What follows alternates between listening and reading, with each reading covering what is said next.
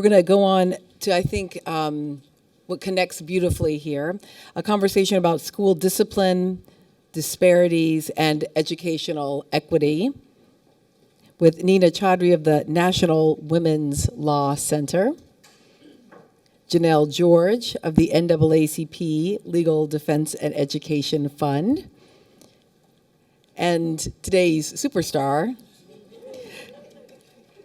but in the most critically engaged, giving voice to, I mean, every time I hear Monique speak, and I'll say, Monique, when your book first arrived, I must have gotten probably an advance copy. It's been sitting on the desk for months, right? And so when it first arrived, I had this moment when I looked at the cover, and I said, I don't know if I can read this. A little bit like, quite honestly, Denitra, when you said you were going to tell the story, I was like, oh, I don't know if I'm ready. And it took me a few weeks to open it and to start to read it. And I wonder if, in fact, it's exactly that response is part of the erasure, that we just decide we are not going to cope with the amount of violence and the brutality, that we're just going to look away instead. And so what I appreciate is the refusal to look away. So Monique Morris, Janel George, and Neena Chaudhry. Thank you.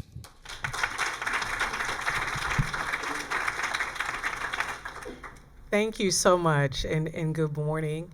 It is such a thrill to be in this space. My name is Janel George. I had the pleasure of attending Spelman College for undergrad, so being in places with women of color, I find so affirming and so empowering. So this is very exciting to me.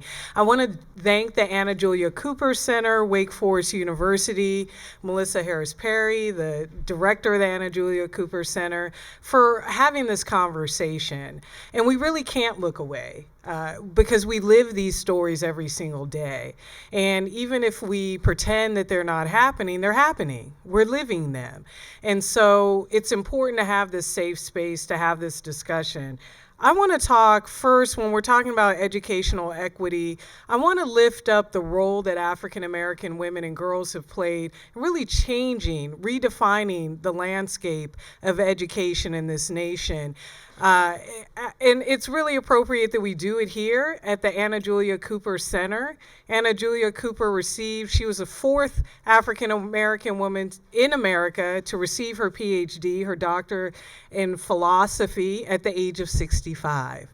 So she really was a trailblazer in redefining education and transcending any known limitations or barriers. So as we have this conversation today, we're discussing barriers which are really meaningful and very real, but I hope that this is not just a litany of the pathology of Black girls and what's going on and what's the root. No, we're talking about the barriers and issues that are rooted in our nation's history of racial discrimination, gender bias, and how they're manifesting. But I want to start our conversation about educational equity and talking about the young Black women and girls, again, who have redefined that landscape. I have the honor of working for the NAACP Legal Defense and Educational Fund, the civil rights legal organization founded by the late U.S. Supreme Court Justice Thurgood Marshall. And LDF is very well known for litigating a lot of cases in the areas of voting rights, economic justice, criminal justice, and education, including Brown versus Board of Education. And we had the pleasure of co-authoring a report in 2014 with the National Women's Law Center focused on African American girls in education. And we began the report by setting the framework of the role of African American girls. What's not often highlighted is what really triggered the Brown versus Board of Education case. Brown was a consolidation of several cases. A sophomore, Barbara Rose Johns, at Moton High School in Farmville, Virginia, staged a walkout in protest of her high school's deplorable conditions. Moton High School, which was an all-black high school in Farmville, Virginia, did not have desks for most of its classrooms. Some students were relegated to taking classes on empty school buses. They did not have heat, they did not have a gym, and they did not have a cafeteria. So Barbara Rose Johns, who a lot of her classmates characterized her as pretty mild-mannered, pretty quiet, really facilitated this walkout. They faked an assembly to get all the teachers and administrators in one room and staged a protest to the superintendent's house. And that student-led protest by a young black sophomore resulted in the filing of the case of Davis versus County Board of Prince Edward County. That lawsuit was consolidated with 4 other cases to become Brown versus Board of Education. And then law clerk for the Legal Defense Fund, Constance Baker Motley, would write what became the brief for Brown versus Board of Education. So it's really women and girls who shaped and triggered what we know as our modern day civil rights movement, particularly the movement to desegregate our public education system. And one little quick point about Brown, Oliver Brown is a named plaintiff. He filed on behalf of his daughter, Linda Brown. The other plaintiffs were women, but Thurgood Marshall and the other LDF attorneys thought that it would play better before the all-male U.S. Supreme Court to have a respected black male reverend minister who is very respected in his community be the lead plaintiff. So it was really a strategic decision, but women really spearheaded that case. But decades before Brown, in 1850, a 5-year-old named Sarah Roberts attempted to desegregate a white public elementary school near her home. Sarah had to pass several white elementary schools on her way to the only black elementary school in Boston.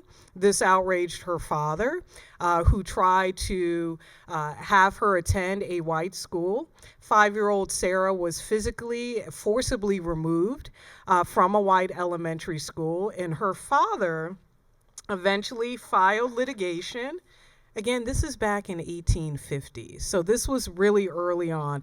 Benjamin F. Roberts filed Roberts versus the city of Boston, and while Sarah lost in the Massachusetts Supreme Court, and by the way, the court later in Plessy versus Ferguson relied upon the reasoning in this case to justify the doctrine of separate but equal, it's interesting to note that her actions resulted in Massachusetts becoming the first state to legally legally outlaw school segregation. So she was still effective in a lot of ways in her efforts, and that's a 5-year-old. So when we talk about age, it's never too early to begin to change the landscape. So as we know, Brown versus Board of Education legally invalidated what was essentially racial apartheid in our nation's public schools. But what was much harder to eradicate were the deeply entrenched ideas of racial and gender bias, because for black women, this is an intersectional issue. We don't have one-dimensional identities, and it's actually a lot more than even race and gender, as we all know. It's your gender identity, your sexual orientation. All these things intersect. But this idea of really what was essentially a racial caste system that deemed African American students unworthy of equal educational opportunity was so hard to eradicate, still difficult to eradicate. While we talk about Brown versus Board of Education in 1954, what we don't often talk about is Brown 2 in 1955, because states and districts failed to comply with federal orders to desegregate when Brown became the law of the land. So the LDF, Legal Defense Fund attorneys, led by Thurgood Marshall, asked the U.S. Supreme Court to order desegregation forthwith, and instead the court went with the reasoning with all deliberate speed, which most states interpreted to mean no speed at all. So what we saw was really the trigger of what became a decade of what we term at LDF massive resistance to orders to desegregate. Prince Edward County in Virginia actually opted to close its public schools for 5 years rather than comply with orders to desegregate. 5 years is a lifetime in the educational life of a child. And we've talked with some survivors of this era, and they talk about how families were disconnected and in some ways destroyed because siblings had to be farmed out to relatives where they could actually attend school. Black teachers took on the role of educating the black children in the neighborhood. But it was a terrifying time. There's one survivor who told us that the Sunday, right before school was to open on that Monday morning, 4 little girls were killed in a church in Birmingham. And they were terrified to go to school the next day because they didn't know what would happen. So it was only after more assurance from the federal government to step in and protect the right of African American children to have access to equal education and attend all schools that parents felt comfortable enough to send their children. And so what we saw at that point was more movement. And we have federal levers, let's be honest, the threat of withdrawal of federal funds. So in 1964, with the passage of the Civil Rights Act, we had statutory leverage. We could sue. And the next year, with the passage of the Elementary and Secondary Education Act of 1965, we had another additional lever to ensure compliance by public schools and conditioning that compliance on receipt of their federal funds. So that's when we began to see more movement and more progress towards integration. What's interesting is that in the 1970s, as we moved to more integrated schools, and by the way, I think a lot of schools in the 70s are probably more integrated than a lot of schools right now. But around that time frame, we saw this interesting phenomena arise called school discipline disparities and school pushout. And so one thing I hope that we can recognize is that none of this is by chance, that we see that groups of students who have historically been discriminated against, African American girls and males, students with disabilities, LGBTQ students, those are the students who are disproportionately targeted for these discipline disparities. So I just want to contextualize that because it's really important to note that what we're seeing today is part and parcel of that legacy of racial discrimination. It's really rooted in slavery. And a lot of my work at the Legal Defense Fund is focused on addressing school discipline disparities. And the young ladies earlier shared some of those startling national statistics. I also work with a coalition called the Dignity in Schools campaign, and I'm wearing our t-shirt today. That says invest in public education, not prison cultivation. And we are 104 organizations from 26 states, including a lot of youth-led and parent-led organizations that are focused on dismantling the school-to-prison pipeline. So I also have to share, it's such a thrill for me. I'm such an intellectual groupie, I have to admit. To be on a panel with Monique Morris, who has worked for decades on addressing this issue. Good morning. Good morning. Are we here? All right. Are we ready? I'm very happy to be here. Thankful to Melissa Harris Perry and the Anna Julia Cooper Center and Wake Forest for convening this discussion. This very, very timely discussion. The conversation about school discipline, as Janel was saying, is a very old conversation. And it's one that I think is increasing its rigor now that we are able to engage in conversations about intersecting identities and the unique ways that they're impacted by school discipline. But I want to be clear that in our discussions about school discipline and school pushout, it's not only about discipline. It's about a host of issues that render girls vulnerable to being marginalized from schools, and that impacts their ability to complete schools.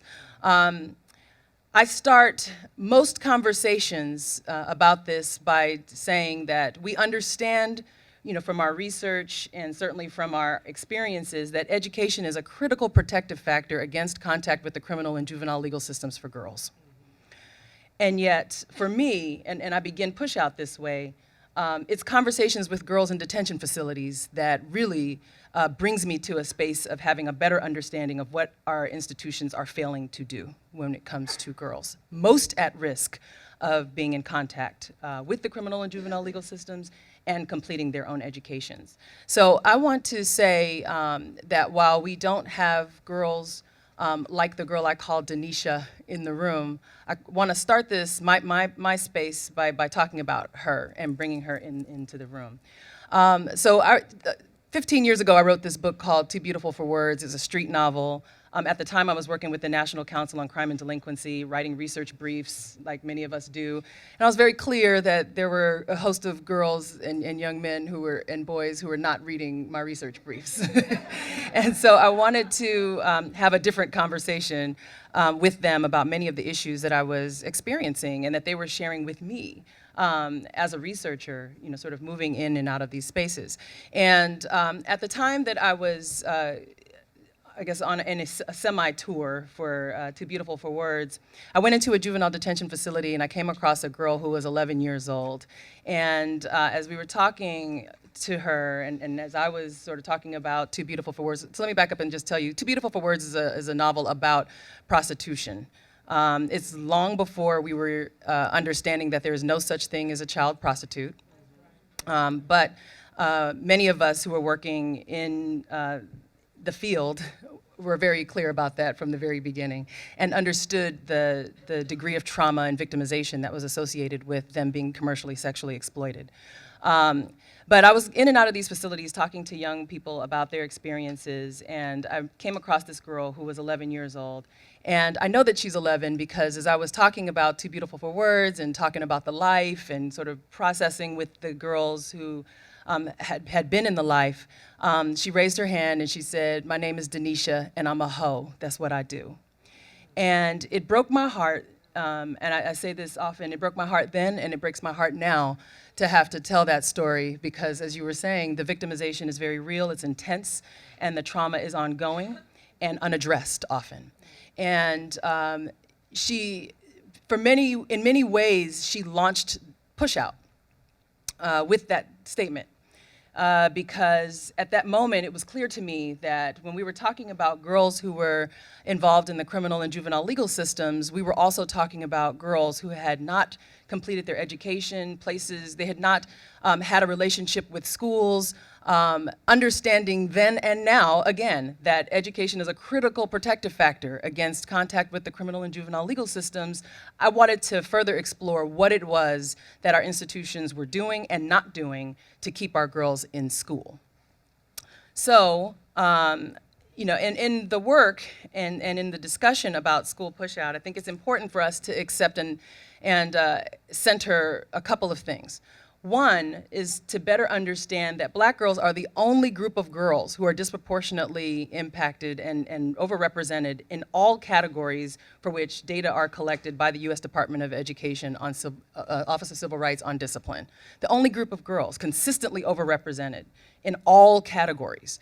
And so when we look at these disparities and we look at what is producing them, we begin to see that a lot of it is about how people misread Black girl behaviors, how little regard there is for Black girl expressions, how our presentation and our hair and our ability to speak out and up gets used against us, how our bodies are policed by discriminatory dress codes, and how the girls themselves understand these conditions and fight back as best they can. And when they do, what happens? They end up punished. And so I wanted to uplift these stories, and I think for us in this space, it's important not just to uplift the disparities, although they are particularly troubling, and I think we all find them to be alarming, but to understand that there's value in centering, the voice. This conference is Know Her Truths. And I think it's important for us to know our truths and to stand by them in ways even when it's difficult. I'm actually wearing a Prince t-shirt.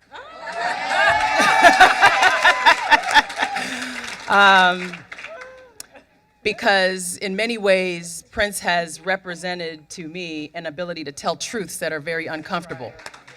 And even if it's a complicated truth. And so, when we are engaging in this conversation about girls and the risk, Black girls in particular, which is the piece that I interrogate in this book, Push Out, I think it's also important for us to talk about the prevailing consciousness that facilitates this criminalization and to broaden our scope of inquiry. So it's not just about school to prison pipeline, which is what we tend to say, but to honor and explore the multiple pathways that lead our girls into risk and contact with the criminal legal system and the juvenile legal systems. This consciousness piece is the piece that I think we have under-theorized, both in the academy and in our advocacy agenda. And we have done it because our framework is very constricted when we only talk about prison. It's important for us to talk about criminalization because criminalization is a broader lens and is actually the piece that comes before the incarceration. And so if we do that, we begin to see all the places where women and girls are showing up as being in contact with the criminal legal system, the pathways that are facilitated by foster care systems, the ways in which our educational systems are not responding appropriately to these unique vulnerabilities of girls, and when there are compounding oppressions that girls are fighting against, we are able to see those oppressions in reality and in their manifestations, not just in the whether or not they resulted in her being behind bars. What's been very clear is there are multiple ways to be behind bars. So the factors that I have found to be associated with school pushout with respect to Black women and girls are the historical trauma. We don't talk about historical trauma and the ways in which it plays out in our educational systems, the curriculum we're learning, our ability, we started this discussion about talking about the marginalization of intersectional discussions, and yet my daughter, who goes to a very rigorous school, she's 14, she's in San Francisco, they had an entire day focused on intersectionality. I was very proud of that, right? But it shouldn't be something that I talk about as being, abnormal. It should be a consistent way, in which we talk about this. So because my time is short, I need to fast. Oh, yeah, she got one whole day. And I'm proud of that because that's one whole day that many schools do not get. But what's good is it was a day focused on that so that they could engage it in ongoing discussions as they continue to learn.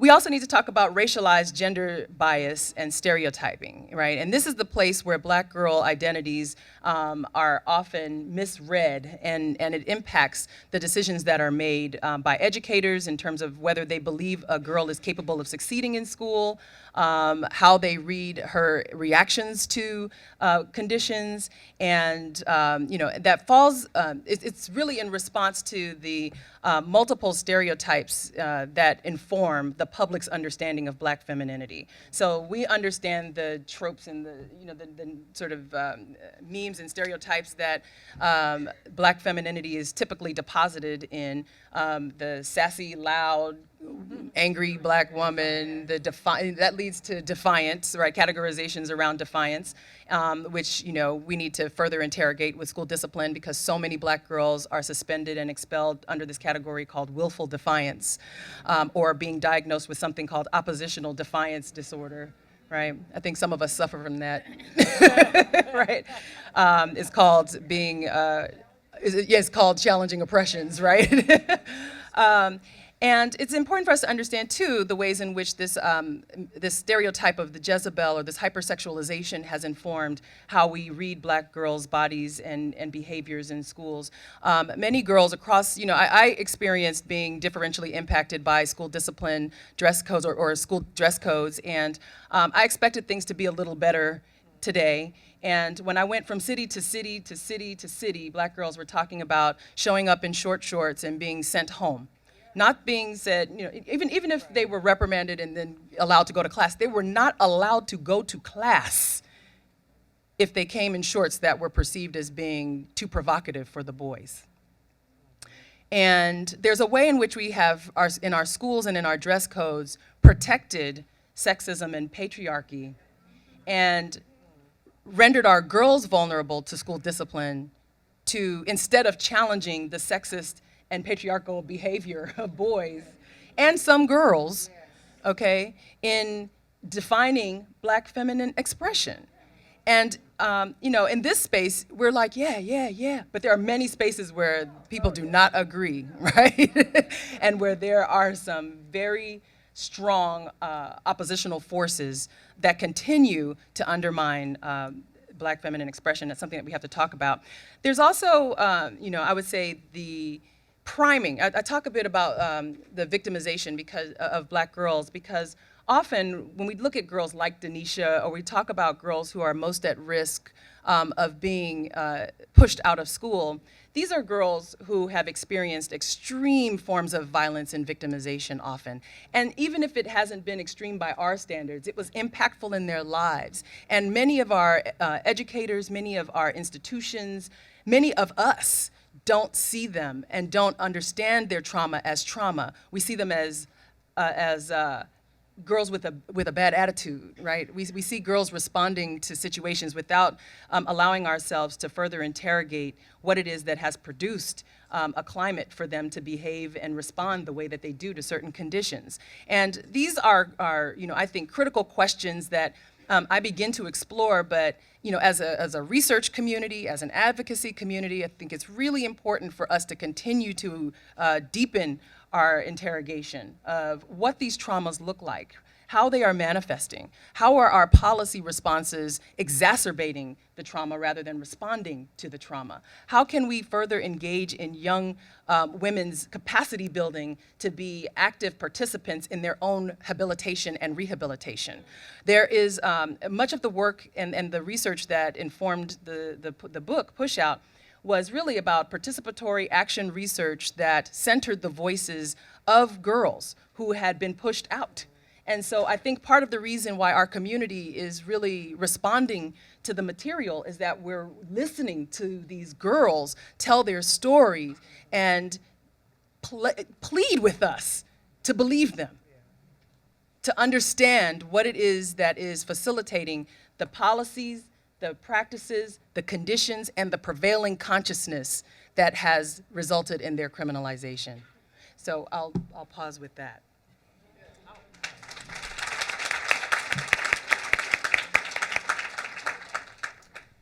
Good morning. So I'm Neena Chaudhry, and also want to add my thanks to Melissa Harris-Perry, to Sarah, to the entire team, and Anna Julia Cooper Center in Wake Forest for this amazing gathering. I am truly humbled to be on a panel with Monique and Janel, my colleague, and in this room with such amazing women and men, excuse me.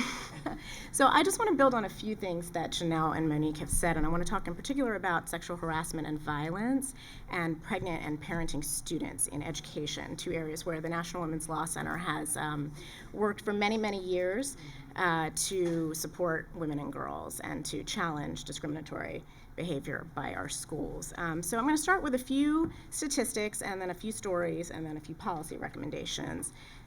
So first of all, the young women from the Girls Justice League, you all were amazing, by the way. Thank you for laying such a great groundwork. You had some great stats in there about violence of girls of color worldwide. I wanted to just add a little bit about girls in school and the violence that they're facing. And I will say here that since this is a research conference as well, we still don't have great data, right, on what girls of color, girls in general, and then girls of color and girls with disabilities and how all these overlapping groups, what kind of violence they're facing, and what the responses are in school. So that's an area where we really need more data. We're looking into that right now. But we do know some things. We know that 12% of African American high school girls reported having experienced dating violence, and that's compared to 8% of white girls. We also know that among female students, African American girls report the highest rate of being threatened or injured with a weapon on school property. And we also know that African American women are accessing counseling at much lower rates than white women, in part due to this idea that they have to be really tough and strong and not tell anybody. And so we see that, as Monique was talking about, the exposure to trauma that is often playing out in school, and being disciplined and punished instead of, helped and supported, can really, impede young women's ability to get their education. I want to tell you about a story and a case that actually we were involved in recently, which really was probably one of the most egregious that I've been involved in my time at the center, and I've been able to work with a lot of young women in challenging school responses to sexual harassment in court. So I read, it came through a clip of cases that lawyers often look at. A case about a young woman in Alabama in middle school. This violence, as we know, is starting very early, who was being harassed by this boy in her class who was known to sort of be bothering a lot of girls, repeatedly propositioning them for sex, saying, "Come meet me in the school bathroom." In this Alabama middle school, the principal had a crazy, crazy policy of needing to catch students in the act or having some sort of evidence before responding to any sort of harassment. And so the teacher's aide to whom this young woman complained said, well, let me go find out what I should do. She had not had proper training, clearly. And she told the assistant principal, and the assistant principal said, well, actually, she said, pursuant to this policy, I'm going to try to set up, this girl to go meet this boy in the bathroom, and then we're going to catch him. I know, it's completely insane. And the assistant principal says that she didn't say anything, according to the court papers, but she heard what this teacher's aide was planning. So they asked this girl, will you go meet this boy in the bathroom? And she said, I don't want to do that, because she was smart. And then I think, she kind of thought, well, if this is the only way for me to make this stop, all right, I'm going to do this. So she agreed, and she went to the bathroom to meet this boy. And before the teachers, they got mixed up on which bathroom could get there, she was raped. She was raped by this boy, and they sued. And by the way, this girl had a history of, being in the foster care system, of having all kinds of issues with her own family and abuse. And in court, they sued under Title IX. Title IX is the federal law that prohibits sex discrimination in education. It was passed in 1972. And it has a lot to say about sexual harassment and violence and what schools have to do. And this judge in Alabama threw out the case and said, the school wasn't what we call deliberately indifferent, which is a very high bar that students have to meet in court. It's higher than what we have to meet as employees in the workplace. So if we sue for sexual harassment, we are better protected as adults than our children are in school. It's unfortunate, but that is the law. And so when I read this court decision, I literally started cursing in my office. And I seriously, I picked up the phone. I don't think I've done this in the time. I've been at the National Women's Law Center. I called these lawyers who were great lawyers for this young woman in Alabama. And I said, do you need some help? And they said, who are you? And I said, let me back up.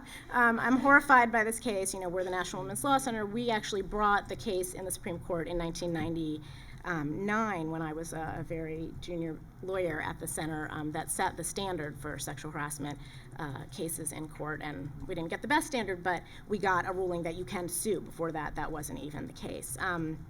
And they said, yes, we would like some help. So we got involved at the appellate level. We asked the Department of Justice to get involved. And long story short, we did, as a team, manage to get that decision overturned at the appellate court. But this young woman, we just got a settlement for her, which will, provide her with something for the horror that she's endured. But it's happened. And what should have happened in that school is what the Department of Education has been saying for decades, which is all schools need to have, first of all, training, all staff and students to understand what is sexual harassment, what is sexual violence. They need to respond immediately. If somebody comes to you and reports harassment, the school is supposed to investigate, find out what happened, take action, protect the victim in the interim, make sure there are accommodations so that girl doesn't have to be in class, let's say, with the person who she's accused of assaulting her. A whole host of things. Protect the student against retaliation. That is not happening around the country. It is not happening on college campuses where we've seen a lot of uprising, and students are to be credited for raising their voices and lifting that up, and the White House and the Department of Ed are doing a lot more on that front. But it is happening in elementary school, it is happening in middle school, and it's happening in high school. And so we try to educate people about that. I think as parents, as advocates, as people in this room, we need to know that if that happens to a young girl or boy in school, it's happening on the basis of sexual orientation, that the school must immediately take action. We have some tools on our website, others do too, that can help, but I think, that is really, I think people don't believe that that's still happening in this day and age, and it is. And I think with girls of color in particular, what we're also seeing is that often when they're reporting harassment or violence, they are being, instead of investigating complaints, they are being disciplined. They're saying, well, you shouldn't have been having sex, or you must have done something wrong, or what were you wearing? The dress codes are coming in. So we are really seeing this pattern across the country, and it is extremely, extremely troubling. So that's that's one thing, and I think the answer there is really just honestly following the law, like making sure that schools understand what they have to do for all of us to be sort of advocates for our kids and for people that we see who are having this problem, and greater enforcement. And this Department of Education has stepped up its enforcement in a big way. They are investigating hundreds of colleges, lots and lots of K through 12 schools, but this is still happening. The other thing I want to point out is that pregnant and parenting students have rights under Title IX also. A lot of people don't know that. We still know that girls of color are more likely to be teenage mothers. It's about 4 in 10 black teen girls will have or become pregnant before they turn 20. It's about 1 in 3 Hispanic girls, and about 1 in 5 Native American girls, and that compares to about 1 in 6 white girls. We also know that young women are not being supported when they are pregnant in school, right? It's hard enough, but they are being shamed, they are being pushed out. They are not being given the rights that they have under the law. So here the law is very clear that you have to make sure that you excuse absences for as long as a doctor says is necessary. I mean, if you're having a baby, you need to be out for the time you need to be out. You need to make sure that that young woman can make up her work when she comes back, that while she is pregnant, she is not discriminated against. We are hearing stories, again, from the K through 12 level all the way up through college and graduate school of women and girls, not being given bigger desks to accommodate their growing size, to sort of, there was a state that we worked with where they had homebound instruction for students who might, be out for a temporary medical illness or something, but they specifically excluded pregnant students. Clearly illegal. We pointed that out. They fixed their policy, but it's happening all over the place. Graduate students are coming to us and saying, my professor won't let me make up my work, and they might even be married and having a child, and they're not being allowed to take the leave that they are entitled to under the law. So, we know that only 51% of teen mothers get a high school diploma by age 22, compared to almost 90% of young women who don't have children in their teen years. We know that almost 40% of African American kids under 18 live in poverty. We know that not letting these young women and not helping them succeed and graduate from school is only continuing and exacerbating that cycle of poverty. And one of the stories that we cited in the report that we did with LDF shows that even though, one stat I did want to point out is that black girls, we know, aspire to be leaders more than any other set of girls. So we have this amazing sort of resource in young women that we are not only not cultivating, but that we are sort of suppressing and denying them the ability to really shine. And this example of this young woman that we cite, her name was Kimberly Wimberly. She's a black female student in Arkansas. So she gave birth to a child during her junior year of high school. She still managed to take a full load of advanced placement courses her senior year and finished at the top of her class. Okay, the response to her accomplishment, the staff members at the school characterized her achievement as a, quote, big mess, unquote. And the next day, the school's principal named a white student as Kimberly's co-valedictorian. So even where young women are beating all odds, right? They are doing it. I don't even know how you do that with a child in high school.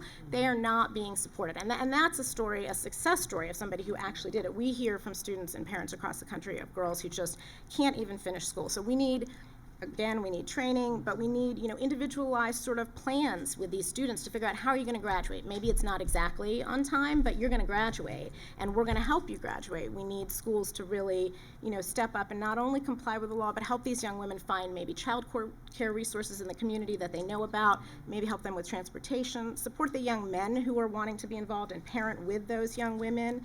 Title IX protects pregnant and parenting students. So there's a lot of work that we still have to do, and these are just some of the other ways, unfortunately, where we see that young women and young women of color in particular are being sort of blocked, I would say, in their ability to succeed.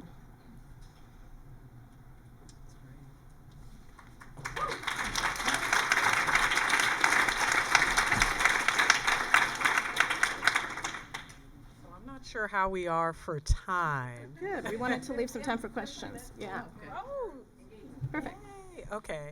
I have a We mic. consider this the most important Yes. part. We left time. Hi, ladies. Thank you so much for sharing your information. The conversation hit home for me because, unfortunately, if our girls get through school without experiencing any of this, it happens in the workplace also. And I'll be very quick, but I'm going to share my truth, if you will. I'm in the media, which is a very male-driven, very white-driven culture. And I went to management and I said, I received a phone call from a coworker, and the first thing out of his mouth was, "You're a mother and the breadwinner of your family. If I were you, I wouldn't do anything to jeopardize that." Threat. Exactly. I go to my upper management and tell them that this happened to me. "Well, don't you think he was just trying to help?" I said, "No, I don't think that. No. Okay, but I see where you're going with this, so I thank you." I told my coworkers that we all need to have a coming to Jesus meeting, that this is not okay. I turn my body. My coworker sits about 5 feet away from me. I turn my upper body, and I just like this, and I said, "All of us." He goes to upper management and says, "I lunged at him." He's threatened by me. 5'3" me. There are 3 white males in this room who are 200 pounds plus, and he's threatened by me. Mind you, they throw garbage cans at each other, and they have threatened each other and pushed each other up against walls, but they're threatened by me. And I'm sitting in a disciplinary meeting because they're threatened by me. So it's extremely disheartening because I have 2 daughters, a 1 and a 4-year-old, and I see little girls go through these things. And unfortunately, I'm 31, a mom, and a college graduate, and it doesn't matter because I'm in the workplace and I literally experienced this. And lastly, this coworker came to work and he's screaming about Wi-Fi not working for 2 hours. And finally, I have enough, and I tell him, "Listen, you can't scream like this. This isn't okay." And he turns to me after screaming for 2 hours and goes, "You're really aggressive right now, and I don't appreciate your aggression." And I'm like, "You've just been screaming for 2 hours. How is this possible that I'm the aggressive one?" That continued to happen. And again, I was in a meeting because I threatened my ginormous coworkers with all of this 5'3" spunk. And I'm disheartened. I don't know where to go from here. I think it's extremely frustrating that first we're teaching our daughters and our girls in elementary schools and middle schools, like, "Hey, you know what, this is what it is. We need to protect you. You need to protect yourselves." But in protecting myself and going to upper management, nothing. And I'm no longer there because I was pushed out. So I guess I love the stories. I want to teach my daughters better, but I just experienced it. So what do I do now is my question. One thing I would say, and thank you for sharing your story. I do think, and I find this a lot in terms with the coalition that I work with, there is sometimes this sense of shame that's not appropriate that we tend to carry around with ourselves because we think we should be ashamed. Maybe I was too aggressive. Maybe was I loud? Did I? Oh no. Like you start questioning yourself, but I think what's key is exposing it. So telling your story, talking about it, making a record, I think, and that's the attorney speaking too, like that's really important, that you have set a precedent that women who will come behind you could be protected by. Okay, even though I understand the immediate outcome was not what you wanted. One thing I really like about how Monique broadens this idea of bias and criminalization is because some of us are able to get through. I grew up in the Seattle public school system, which was a very discriminatory system. Anytime I raised my hand or spoke up, I was told I was too loud, I was disruptive. I remember going home and telling my mom that my third grade teacher put her hands over her ears because she said my voice was hurting her ears, and my mom was outraged. So she withdrew us from public schools. We went to private schools, and later Seattle public schools were sued for racial discrimination. But just because you get through and weren't completely pushed out doesn't mean that damage wasn't done. It changed how I presented myself, how I spoke up. And again, that doubt creeps in, that shame creeps in. Oh, maybe I have to make sure I dial it back and talk about implicit bias so I don't scare people. And then I can get to explicit bias and all the other things. It shapes you, but it also shaped me into a social justice advocate who's a civil rights attorney for the Legal Defense Fund. So I think we have to claim these stories. I think that's right. And I also do think that there is a space for us to talk about implicit bias, and there is a way for us to talk about it in a loud, forceful way that can't be silenced, because it's interesting that you say that, because I've gone to city to city to city, and in addition to people telling me the same stories about their school push-out experiences, I'm also very clear that this is something that extends into womanhood and workplace and home and other spaces. And so, and if we're looking at research gaps and if we're looking at opportunities to further explore really what the experiences of women of color are, we have to engage this question of workforce discrimination, and we have to talk about the ways in which, again, misreadings and misunderstandings about Black femininity and misrepresentations of Black femininity and the femininity of women of color are really critical in our understanding of what is facilitating that consciousness that we don't address at all. The other thing I want to say, and then kick it back to the group that I didn't say before, is that while we talk about the unique experiences of women of color, and in the spirit of understanding the differences as well as the sort of inclusive nature of some of our sisters who are trans, it's really important to also clearly understand how they are uniquely pushed out in spaces that are homes, places of work, places of worship, schools, absolutely. And understand how these intersecting identities prevent all of us, or the lack of understanding about intersectional identities prevent all of us from moving forward in our rigorous discourses about social justice and advocacy in these spaces too. So, when we talk about this kind of discrimination, it's important for us to dig deep on what that looks like. Good morning, everybody. I have the mic back. Hey. So I want to build upon what what we started with, saying that this is a safe space, right? Melissa said it was safe so we could challenge each other, because this might be a little challenging for some folks in their work that they do currently, what I'm about to say. Also, with Monique, when you said broadening the idea of criminalization and what that really means. And lastly, building on what Neena said about pregnant and parenting teens. I'm an OBGYN, and I'm troubled by the fact that we criminalize pregnancy for teenagers. We kick them out of school. We use words like unintention. We spend a lot of money around teen pregnancy, and we should be above that as a group, because we know better. We do know, but we have the data that shows better. We know the outcomes and what they really mean, and how we can support people of color who are pregnant and not criminalize them. So that is it.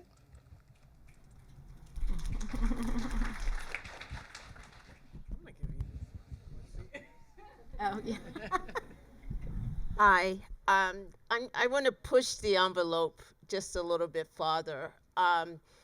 And I don't want to pathologize African American girls, African American women, because I probably have been through a lot of things that the rest of us have been through. But last Saturday, I was in my hotel room in Philadelphia, and on the TV, there was a 10th grade African American young girl who was beaten to death in her bathroom, in the girls' bathroom.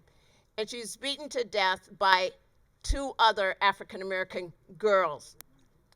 And there was an African American girl in the stall and was too afraid to come out to help the young girl.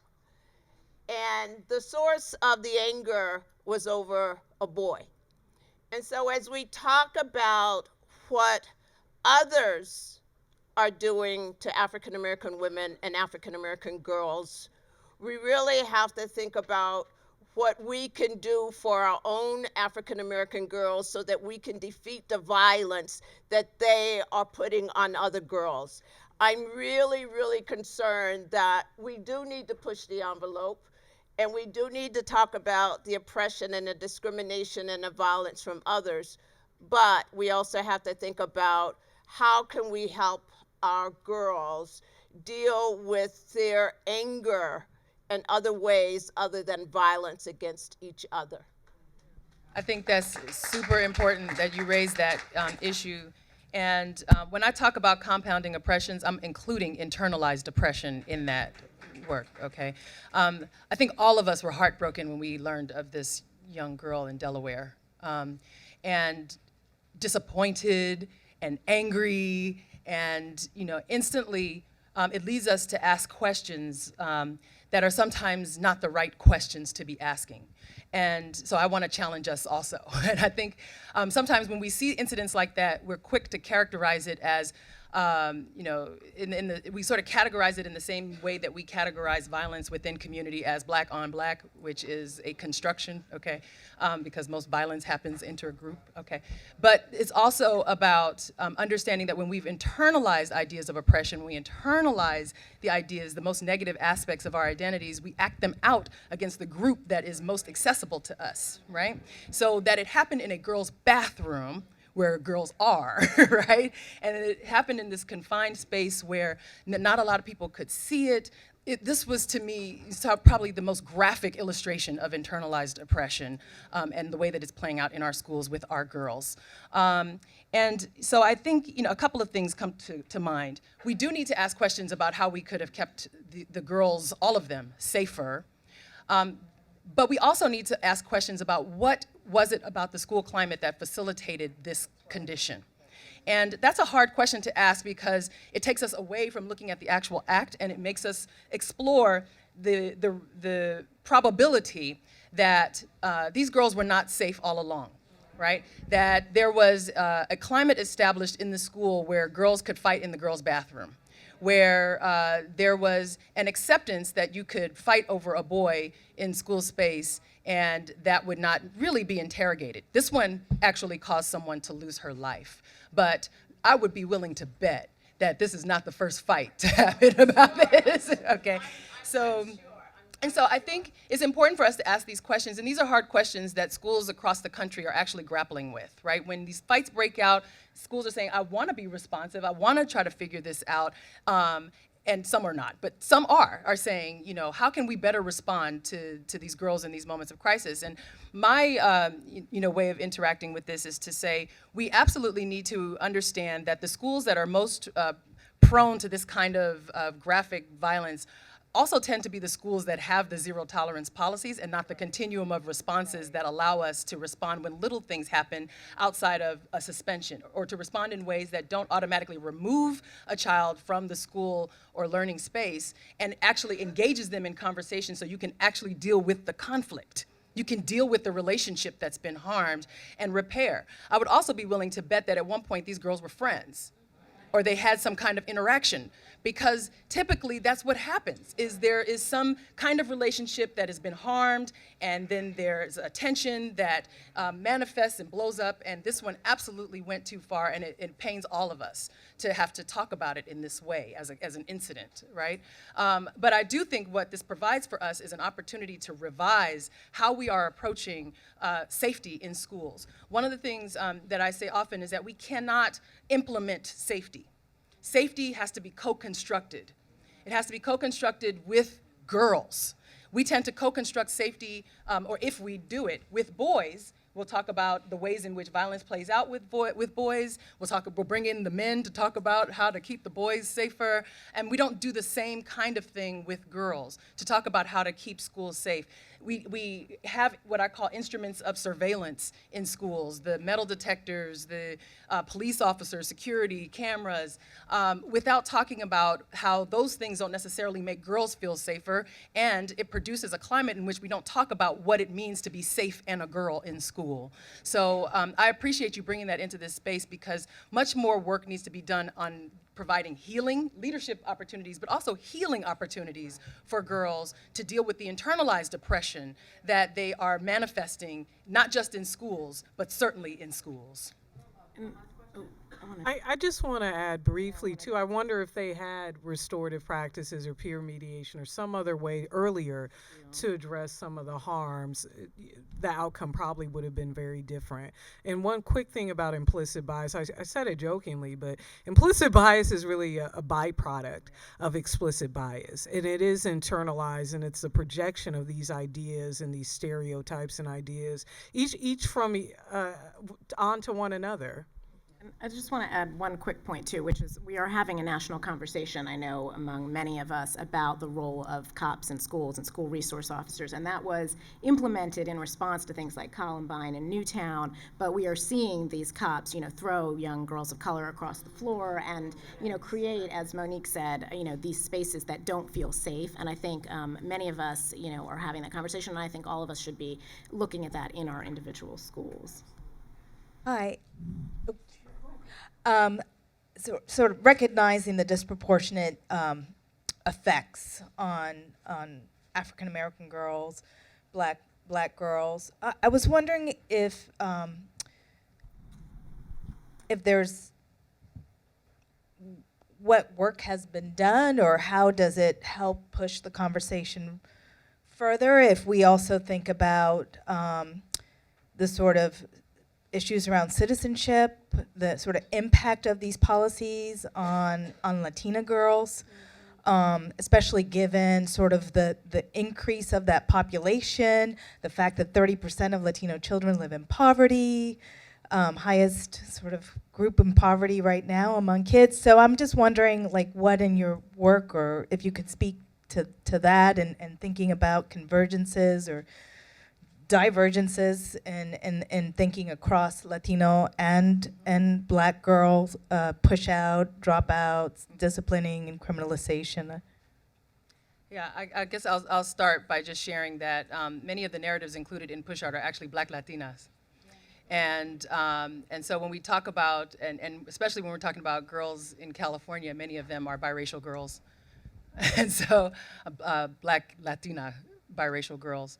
And I think it's important for us, and this is actually a gap in the research, is something that I identified as a gap in the research at the end of the book, and in my own other works, to really explore not just our own racial groups as they've been constructed by the US Census, but to understand that, that there are many lived identities that we have failed to really honor and explore in our understanding of this issue.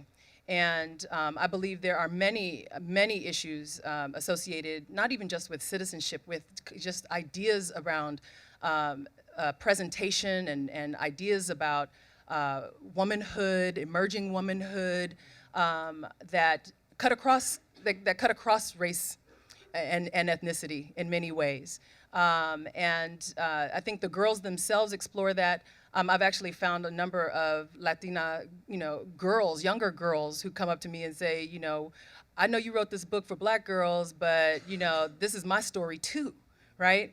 And so I recognize that, and I wanted to explicitly center Black girls and think it's important to do that. And I think it's important for someone to explicitly center Latinas and really engage in a conversation that can help us better understand what the connections are, where the possibilities for coalition building are, and where we are each other. And I will just add that we do have a report that we did a few years ago, at least in the education space, called Listening to Latinas, with the Mexican American Legal Defense and Education Fund. And it really was exploring in the way that this Unlocking Opportunity report that we did with LDF, the different and sometimes, of course, overlapping barriers and challenges that young Latinas are facing in education. So, and there are a number of policy recommendations in there as well. And mine may just be a quick comment.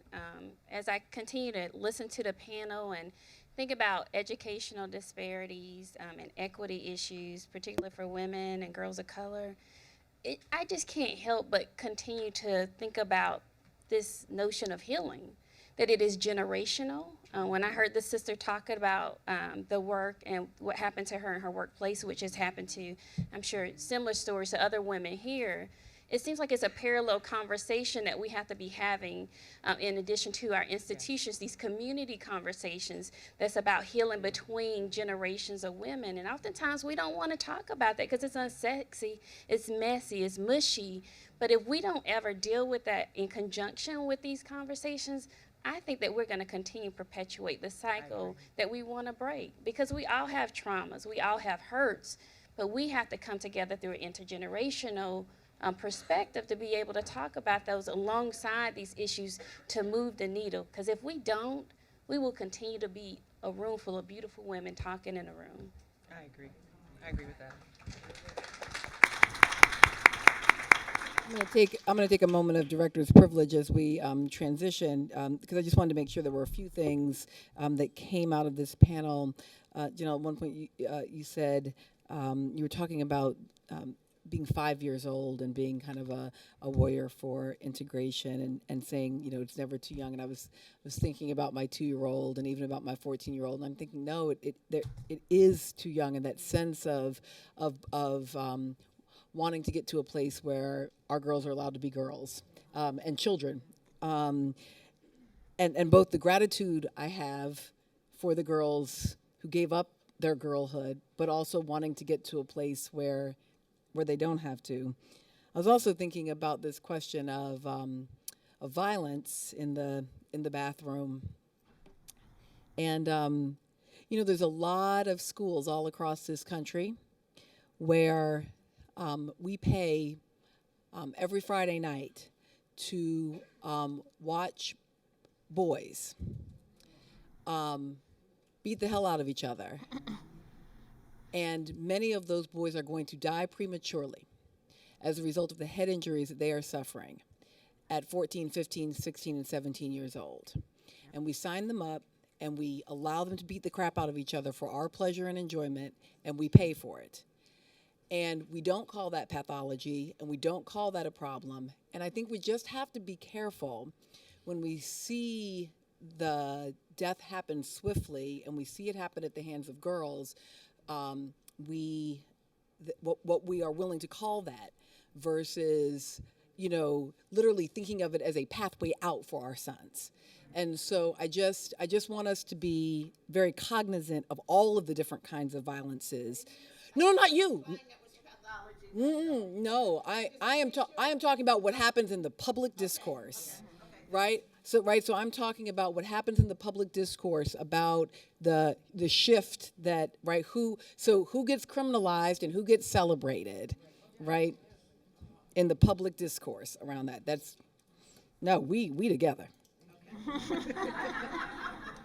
Also, I felt, Monique, I was, you know, trying to do 18 things at once. Did I hear you say at one point, they pled with us to believe them? Yes. All right. I just wanted to make sure I heard that, because maybe to get to that healing piece, there's something about that, how often we are just